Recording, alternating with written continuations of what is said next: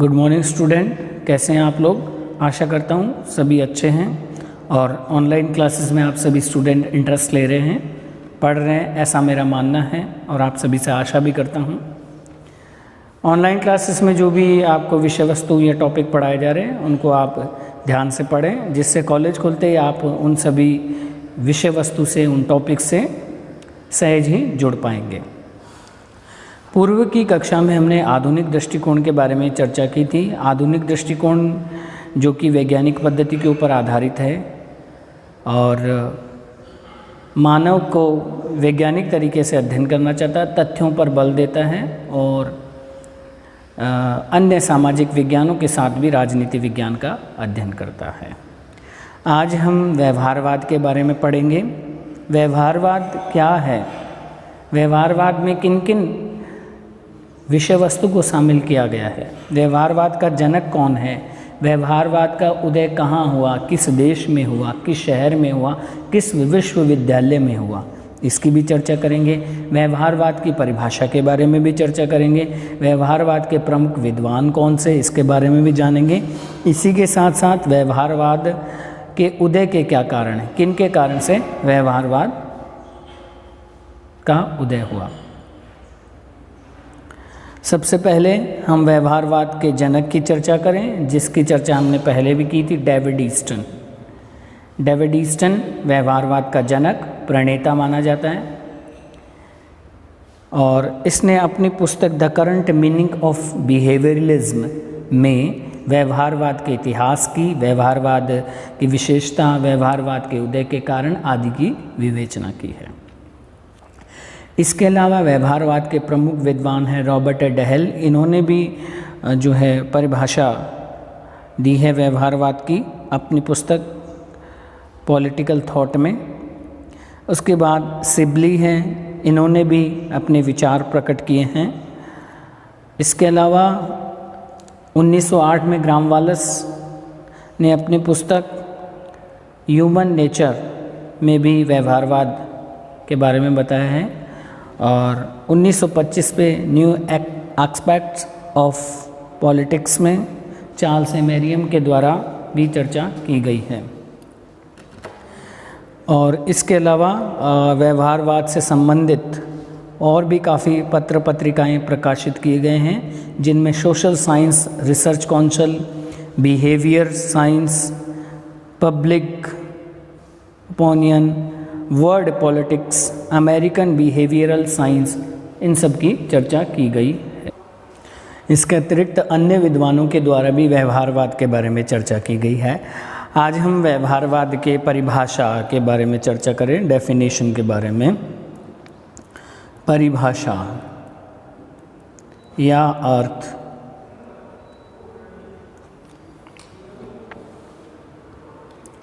परिभाषा और अर्थ की चर्चा करें।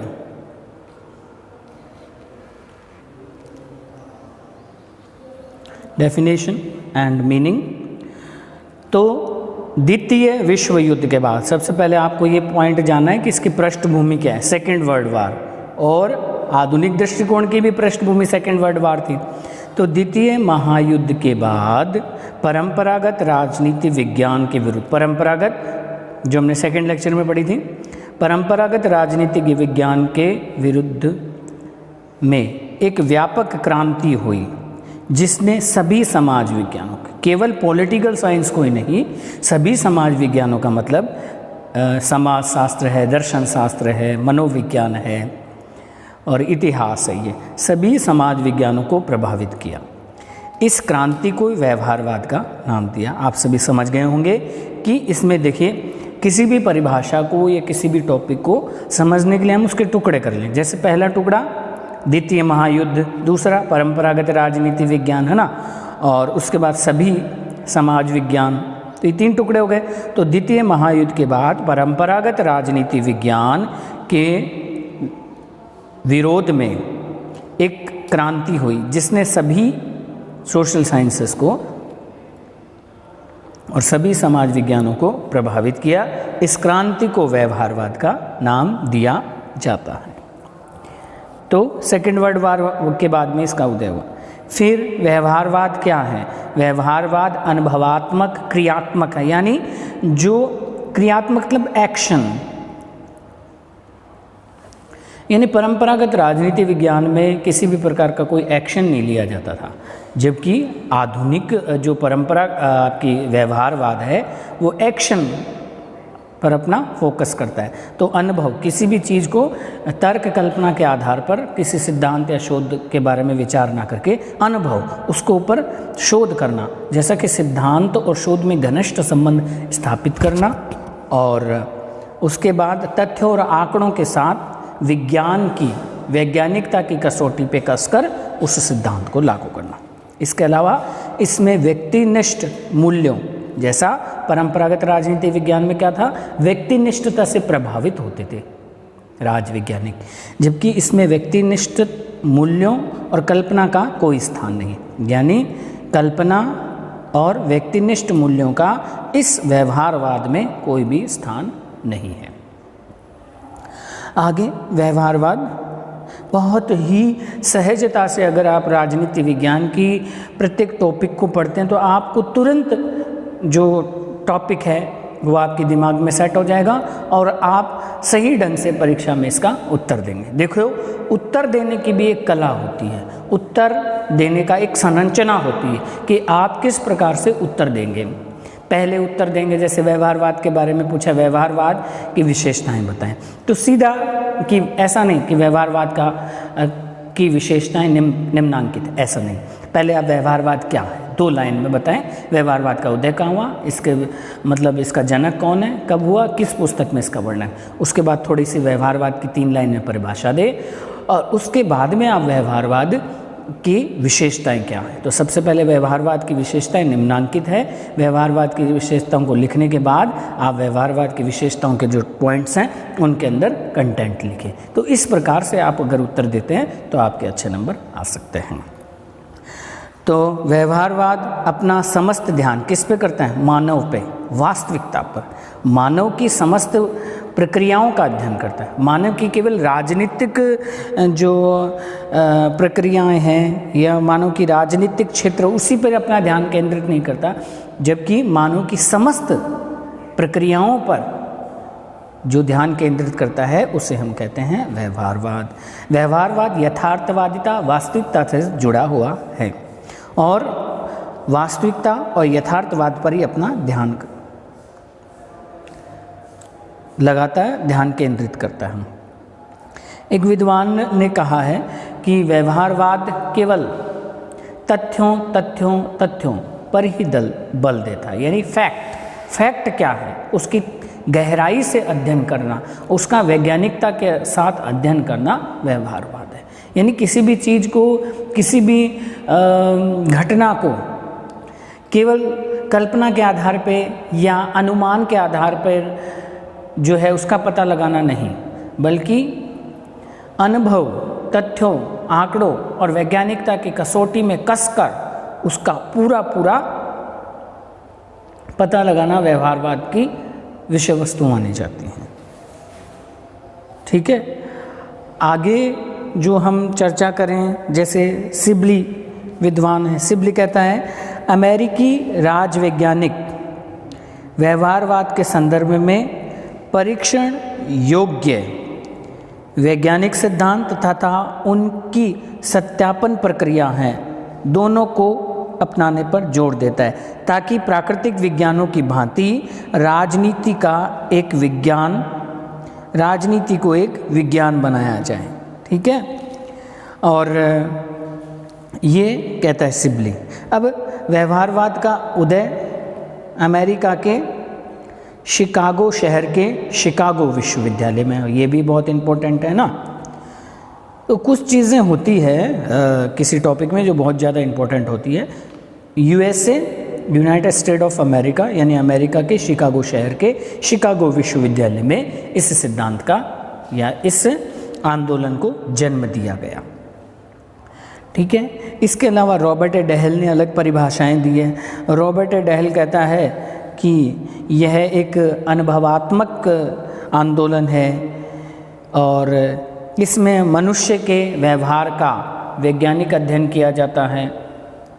और इसके अतिरिक्त इससे ऐसा विज्ञान माना गया है या एक ऐसा आंदोलन माना गया है जिसका उद्देश्य राजनीतिक अध्ययन को आधुनिक मनोविज्ञान, समाजशास्त्र और अर्थशास्त्र में विकसित सिद्धांतों, पद्धतियों, खोजों और दृष्टिकोणों के निकट संपर्क में लाना। यह है रॉबर्ट डहल कहते हैं इस बारे में।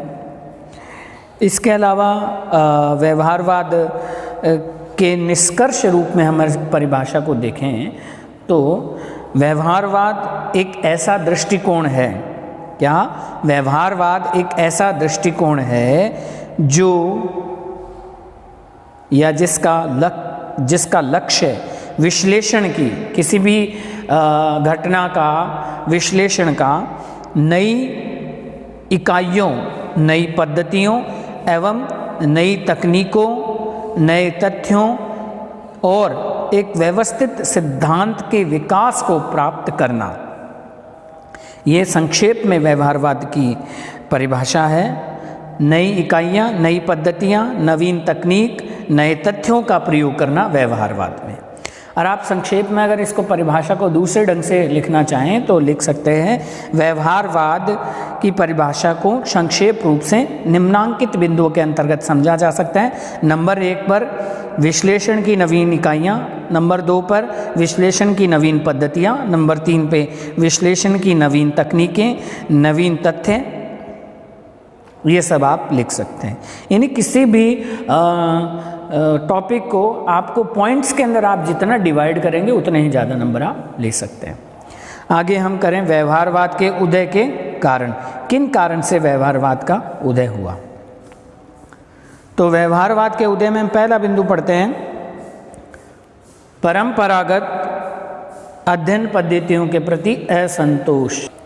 तो परंपरागत अध्ययन पद्धतियों के प्रति असंतोष का तात्पर्य यह है कि परंपरागत राजनीति विज्ञान के अंतर्गत जिन तर्क और कल्पनाओं का सहारा लेकर सिद्धांत की रचना की जाती थी, उनको अब उत्तर व्यवहारवादी और आधुनिक राजविज्ञानों के द्वारा स्वीकार नहीं किया गया। उनके मन में एक असंतोष प्रकट हुआ कि राजनीति विज्ञान को अब नवीनता प्रदान की जानी चाहिए और जो कल्पना, तर्क, दार्शनिक, वर्णनात्मक, ऐतिहासिक पद्धतियाँ थी उनको हटा देना चाहिए। क्यों? इससे राजनीतिक विज्ञान अपने आप को सहज महसूस नहीं कर पा रहा है। तो 20वीं शताब्दी के प्रारंभ में अनेक राजनीतिक शास्त्रियों को परंपरागत राजनीति शास्त्र की अध्ययन पद्धतियों के परिणामों से निराशा हुई।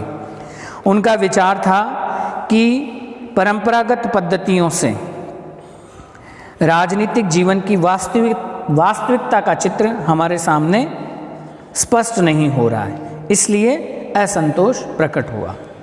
ठीक है, और आगे हम चर्चा करें दूसरे पॉइंट की, अन्य सामाजिक विज्ञानों से प्रेरणा। देखिए, हमने पहले पढ़ा था, इससे पहले की जो क्लास थी उसमें अंतःशास्त्रीय उपागम, शास्त्रीय उपागम, अंतःशास्त्रीय उपागम का मतलब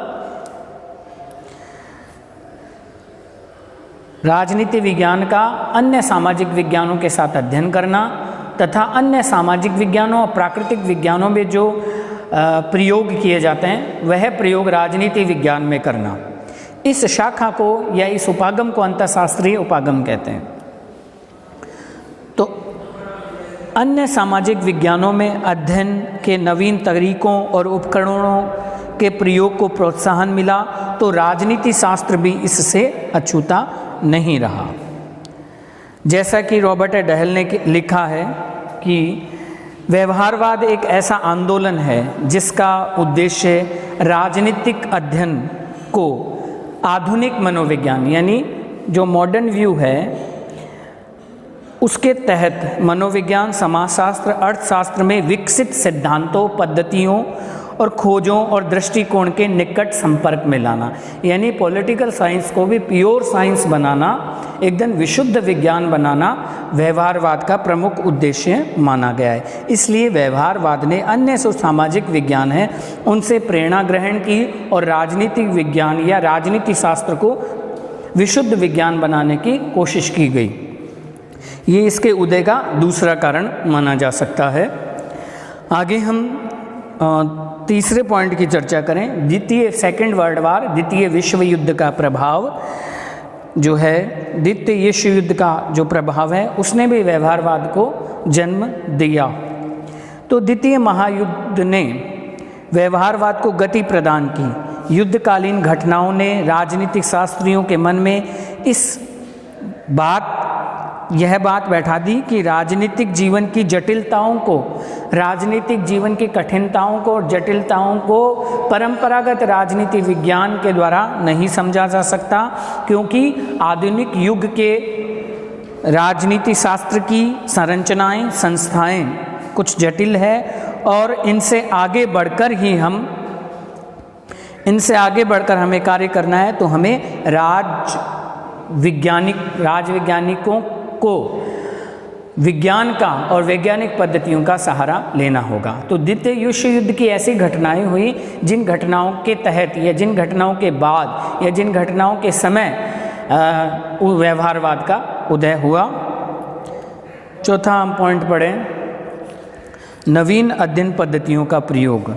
व्यवहारवाद के उदय के प्रमुख कारणों में नवीन अध्ययन पद्धतियों का प्रयोग भी मुख्य रूप से माना जाता है, क्योंकि जो परंपरागत राजनीति विज्ञान के अंतर्गत जिन जिन अवस्थाओं का, जिन जिन पद्धतियों का प्रयोग किया गया था, आज के इस व्यवहारवादी युग में वह पद्धतियाँ और दार्शनिक पद्धतियाँ सही राजनीति विज्ञान के बाद सही सिद्ध नहीं हो पा रही थी। इसलिए द्वितीय महायुद्ध के बाद के दशकों में राजनीति शास्त्र के क्षेत्र में यह विचार बल पकड़ता गया कि राजनीति शास्त्र में नवीन पद्धतियों को स्थान देना होगा। परीक्षण उपकरण, सर्वेक्षण पद्धतियाँ, स्टैटिक्स का प्रयोग, गणितीय प्रारूपों, सैंपलिंग, निर्देशन, सर्वेक्षण जैसी पद्धतियों का प्रयोग करते हुए राजनीतिक व्यवहार के अध्ययन को वस्तुनिष्ठ बनाकर व्यवहारवाद का पोषण सहज किया गया। कहने का मतलब यहाँ यही है कि नवीन पद्धतियों के प्रयोग के द्वारा व्यवहारवाद का जन्म हुआ। इस प्रकार हमने व्यवहारवाद की परिभाषा, व्यवहारवाद के उदय के बारे में चर्चा की। व्यवहारवाद का जनक कौन है, व्यवहारवाद के प्रमुख विद्वान कौन है, व्यवहारवाद का उद्देश्य क्या है, व्यवहारवाद किन किन विषय वस्तु के ऊपर टिका हुआ है, व्यवहारवाद किन विषय वस्तु पर, किन तत्वों पर बल देता है, इन सब की चर्चा आज हमने की और परिभाषा पर भी ध्यान दिया। ये और इसके अलावा उत्तर व्यवहारवाद के उदय के क्या कारण हैं, इन सब पर ऊपर भी हमने चर्चा की। और कल जो है हम कल के क्लास में व्यवहारवाद का स्वरूप क्या है, व्यवहारवाद की मूल मान्यताएं क्या है, व्यवहारवाद की विशेषताएं क्या है, व्यवहारवाद की प्रकृति क्या है, व्यवहारवाद के प्रमुख तत्व कौन कौन से हैं, इसके बारे में चर्चा कल की क्लास में करेंगे। और इस प्रकार व्यवहारवाद परीक्षा की दृष्टि से बहुत ही महत्वपूर्ण माना जाता है। व्यवहारवाद के ऊपर 2 नंबर, 7 नंबर या 15 नंबर, इन तीनों में से किसी भी नंबर का क्वेश्चन बढ़ सकता है। निश्चित रूप से व्यवहारवाद में से क्वेश्चन आता है, इसलिए आप व्यवहारवाद के टॉपिक को अधिक से अधिक मजबूत कर लें, जिससे आपके नंबर सहजता से आएंगे। थैंक यू आज की क्लास के लिए आप सभी को, और रेगुलर ऑनलाइन क्लासेस को देखें, पढ़ें। नोट्स भी मैं आप लोगों के लिए जो है उपलब्ध करा दूंगा, और जो है ऑनलाइन क्लास की जो आपके व्हाट्सएप हैं उस पर सेंड कर दूंगा। Thank you.